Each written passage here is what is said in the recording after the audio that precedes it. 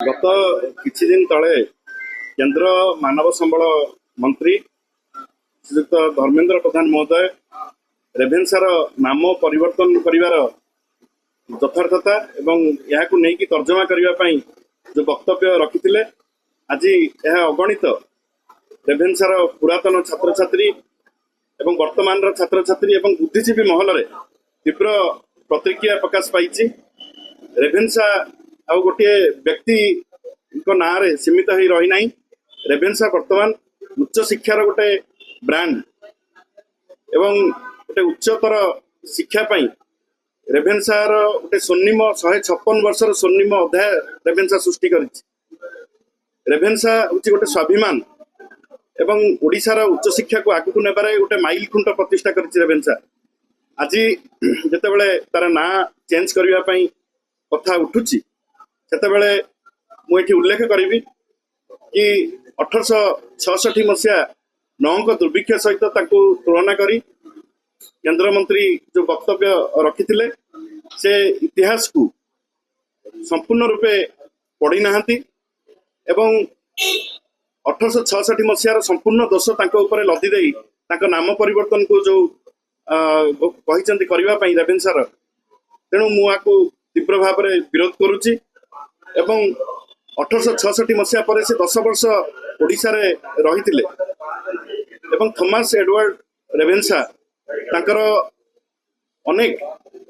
उच्च शिक्षा को आगु को नबा पई ओडिया भाषा को किभली भाव में प्रतिष्ठित करा जाई परिबो,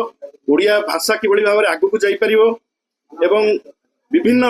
नाल खोला ठू आरंभ करी रास्ता काम ठू आरंभ करी प्यारीमोहन एकाडेमी ठू आरंभ करी श्रीरामचंद्र भंज मेडिकल ठू आरंभ करी सबुथिरे से तांको डेवलपमेंट विकास रो हाथ तांकर थिला एवं सेथि पई फकीर मोहन सेनापति तांको प्रशंसा मध्य करिसंती तांकर कविता रे एवं कर्मवीर गौरी शंकर मध्य तांको उच्च प्रशंसित करचंती तांको उत्कल दीपिका रे। तो एमती देखिए गले एटी गोटे प्रश्न उठुची जे सेते बेले जो माने बुद्धिजीवी थिले सेते बेले जो माने स्वाधीनता संग्रामी थिले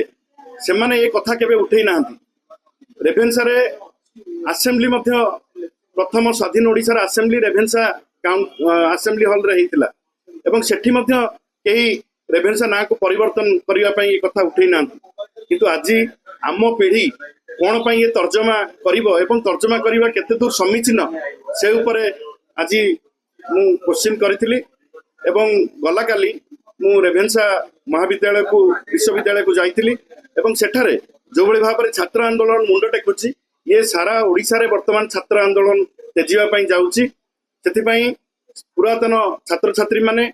वर्तमान छात्र छात्री माने एवं बुद्धिजीवी महलरु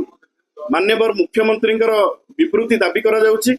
एवं आमे आज माननीय मुख्यमंत्री एही ऊपर स्पष्टीकरण दियंतु बोली दाबी करथिलु एवं मु एठी कहि रखिबा चाहे जे रेभेन्सार ना को परिवर्तन करिया पई जो माने चाहुचंती ये गोटे प्रसंग को गोटे अप्रसंग को प्रसंग करिया पई चाहुचंती। जेतेबेले रेभेन्सार अनेक असुविधा अछि, जेतेबेले रेभेन्सार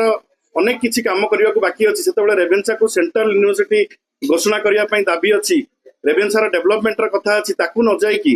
गोटे अप्रसंग को प्रसंग करने को आम तीव्र विरोध करुचु एवं ये रेभेन्सार ना परिवर्तन करने को जदि सरकार कौन पदक्षेप नियंती छात्र आंदोलन आहरी तेजिब एवं तीव्र भाव में आम विरोध करूँ।